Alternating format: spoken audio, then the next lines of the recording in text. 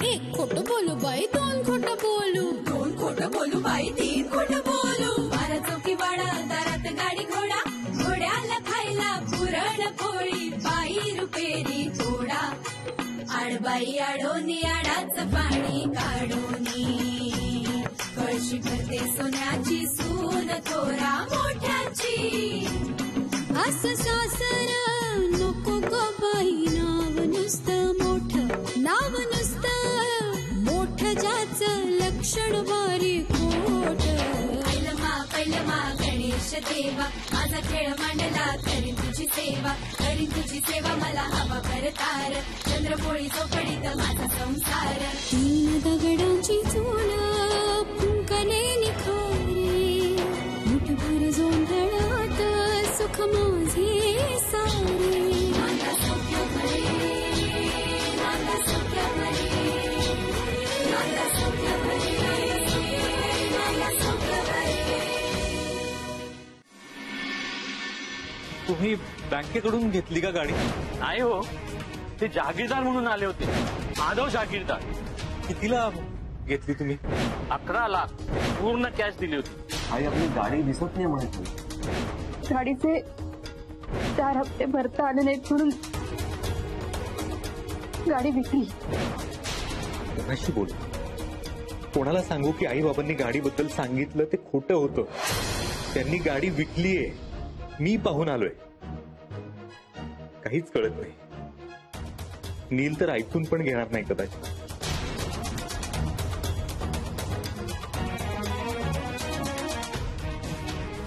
निलिमाला तर आत्ता सांगण्यात काहीच अर्थ नाही. तिलाच आत्ता माझ्या आधाराची गरज आहे.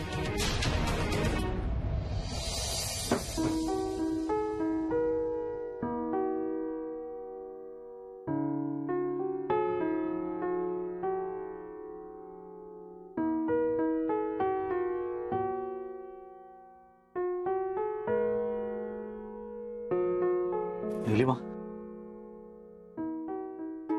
हे निलिमा, हे बघ, तू काळजी करू नको, सगळं ठीक होईल. हा, आणि ही पिशवी नेतेस तू? आपल्याकडे नाहीये छोटी बॅग. ही बॅग घेऊन जा. आजीची आहे, मी तिचे कपडे कपाटात काढून ठेवले.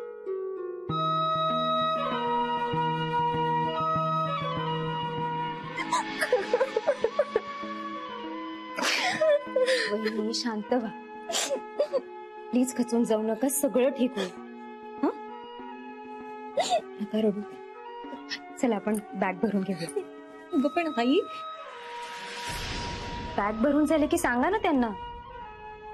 त्यांची परवानगी नको घ्यायला? परवानगी कसली? त्यांना सांगा की तुमची आता तिथे जास्त गरज आहे. पण त्या नाही म्हणाल्या तर? मी नाही म्हणण्याचा प्रश्नच येत नाही. आपल्याला परवानगी मागायचीच नाही, त्यांना सांगून निघायचंय. अगं पण वहिनी, त्या सुद्धा एक आई आहे. त्यामुळे एका आईला बरं नसताना तिच्या मुलीने भेटायला जाऊ नये असं का वाटेल त्यांना? आणि योग्य गोष्ट करताना कुणाच्याच परवानगीची गरज नसते.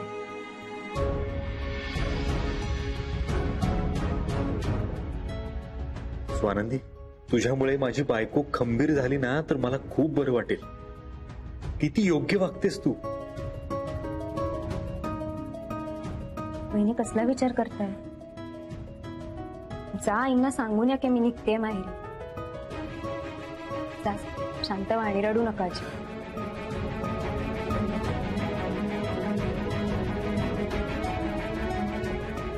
स्वानंदी सारखी सून ज्या घरात असेल ना, तिथे सगळ्या बिघडलेल्या गोष्टी सुद्धा सुरळीत होतील. मी हिला सांगतो, हीच ते सगळं सावरू शकेल.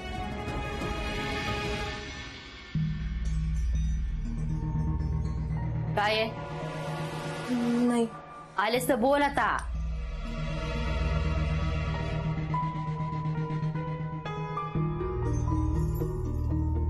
आई, मला जावं लागेल. मी जाऊ? कशाला? घरातले सगळे कामं कोण उरकणार आहे मग? आणि तिकडे जाऊन काय करणार आहेस? हार्ट अटॅकच आलेला आहे ना फक्त. फोनवर राहा म्हटलं तर सगळ्यांबरोबर माझंच तोंड दिसेल. जा, जाऊन ये, पण लवकर ये. आणि जाताना जरा साडी बदल आणि मग जा. साडी बघू ना तिथे आमची शोभा व्हायची. आई मला थोडे पैसे हवे होते. ऑपरेशन करावं लागेल तिकडे खर्चाला. आता घरातले सगळे पैसे काढते आणि तुझ्या हातावर ठेवते. हा? म्हणजे आपण सगळे मरूया हार्ट अटॅक शिवाय. या बहिणी या. 5,000च आहेत पण अशा वेळी असावे हातात.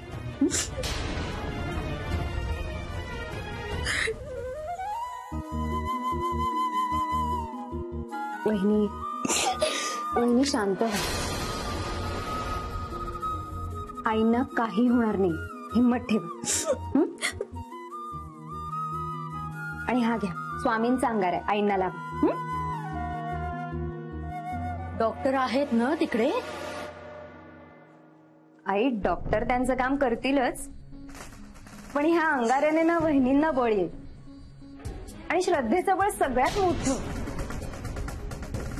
आणि ना काही गोष्टी ना विश्वासावरच टिकून असतात. आई स्वानंदी तू तुझं प्रवचन नको आता सुरू कर.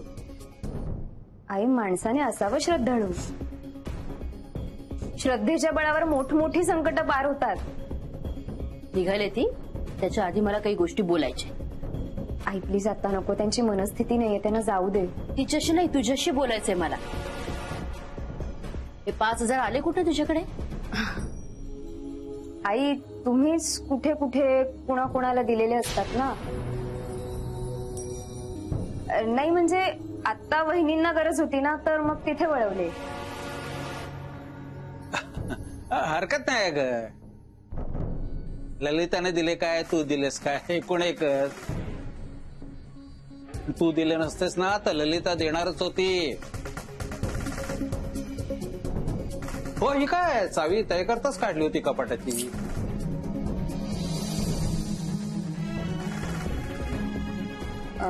वहिनी निघूया. आई जा. आणि नका टेन्शन घ्या. चल सांभाळून जावं. आई आत्ता पैसे नाही दिले तुम्ही, पण मला खात्री आहे संपदा ताईला दिलेले पैसे तुम्ही तुमच्याच हाताने या घरात परत द्या.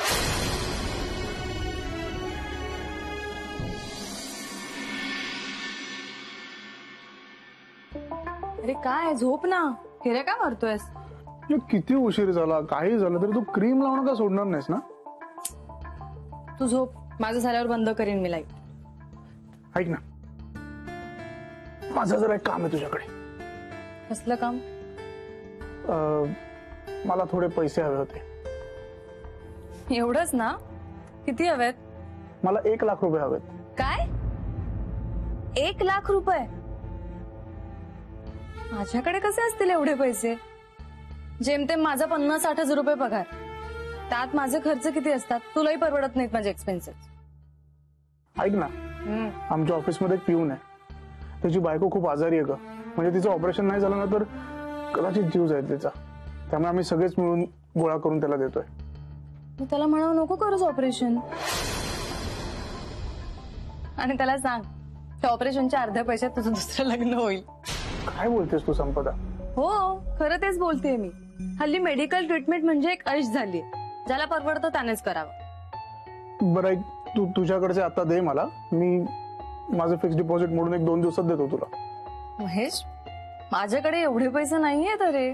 काय बघ ना काहीतरी प्लीज. मला नाही जमणार, सॉरी. झोप तू जरा आले सर.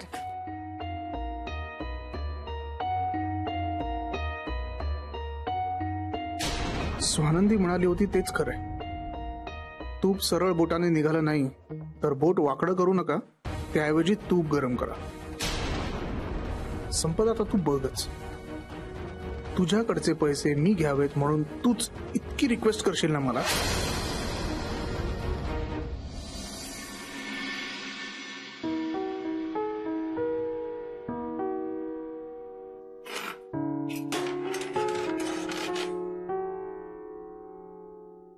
आवरली का काम?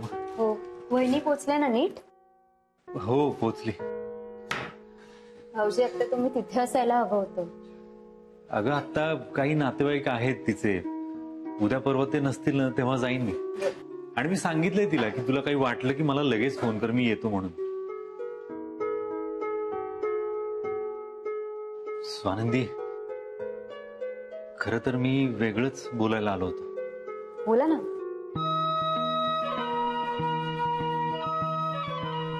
जाऊ दे ना, नंतर बोल. भाऊजी काय झालं, बोला. थँक्स तरी कसं म्हणून, खूपच फॉर्मल वाटते.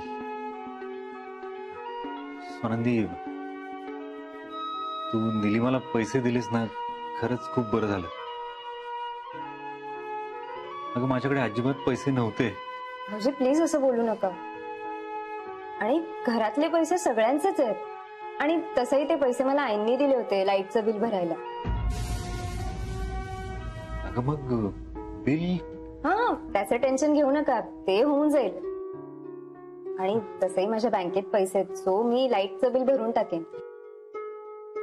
आणि तसंही या गोष्टींवर विचार करण्याची ती वेळच नव्हती. वहिनींची गरज जास्त महत्वाची होती असं मला वाटतं. स्वानंदी, तुला हे कळतंय, बाकीच्यांना कळतंय पण वळत नाही. जे 11 लाख रुपये गिळून बसलेत ना, त्यांच्याकडून 11 रुपये सुद्धा सुटले नाही. बाबूजी 11 लाख? खरं तर तेच सांगायला लावलंय मी. स्वानंदी, आपली गाडी बँकेने नेली नव्हती, आई बाबांनी विकली 11 लाखांना.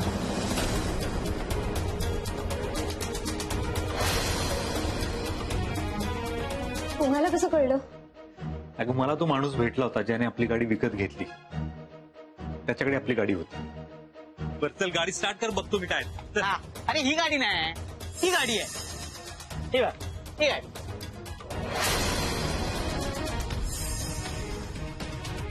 तुम्ही बँकेकडून घेतली का गाडी? नाही हो, ते जागीरदार म्हणून आले होते, आदव जागीरदार. कितीला घेतली तुम्ही? 11 लाख.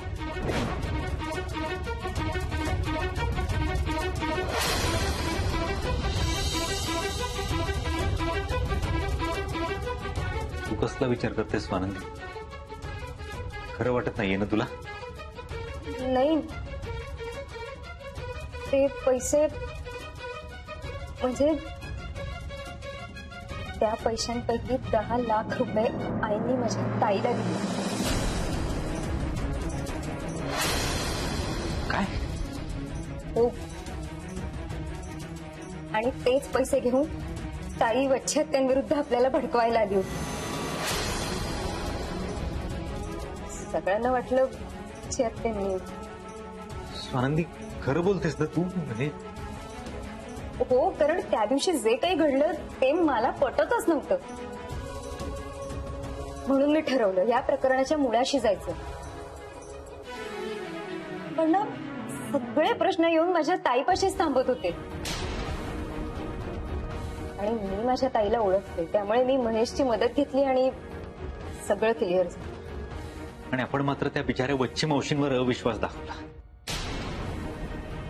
नीलने तर त्यांना. स्वानंदी, मी नीलला सगळं आत्ता खरं सांगणार. हो, त्या माणसाचा नंबर मला मिळेल, त्याला नीलला भेटवतो आणि पुराव्याने सिद्ध करतो की आई बाबा खोटं बोलत होते.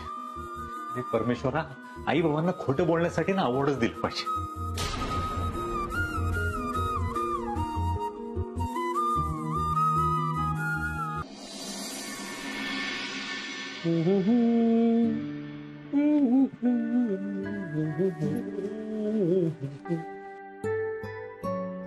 भाऊजी, अहो तुम्ही काय चालवलं ते?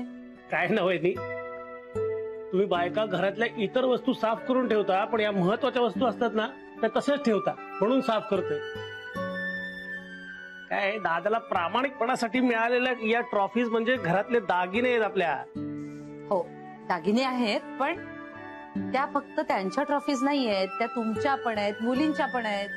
कुटुंब प्रमुख सच्चा आणि तत्वानं वागणारा असला ना तर घरातली इतर माणसंही अशा ट्रॉफीज मिळवून आणू शकतात.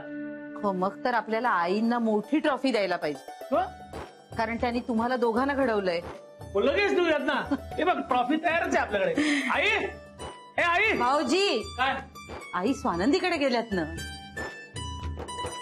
तुम्ही सारखं कसं विसरता हो? पण वहिनी, खरं सांगू का, या ट्रॉफीज असं नीट मांडून ठेवलेलं बघितलं ना की मला दादाचा अभिमान वाटतो ग. कुठे आहेत, कुठे दादासाहेब आमचे? त्यांना उशीर होणार आहे. का? सकाळीच सांगून गेले. अरे बापरे, म्हणजे पुन्हा धाड पडणार कोणाच्या तरी बेहिशोबी मालमत्तेवरती.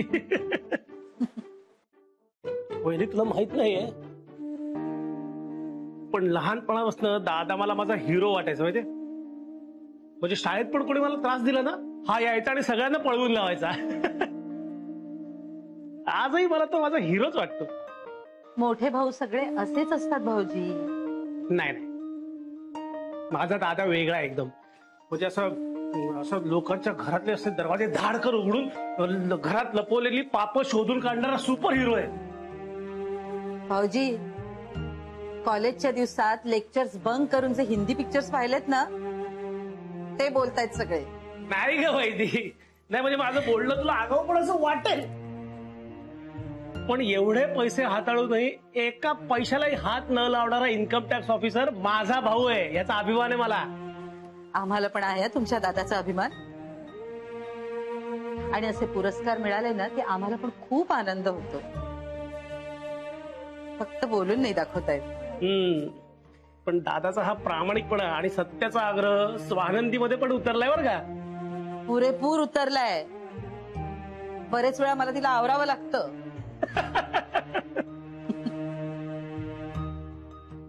पण भाऊजी, आता तुम्ही आवरा हे सगळं. वा. आवडतं थांब, झालं.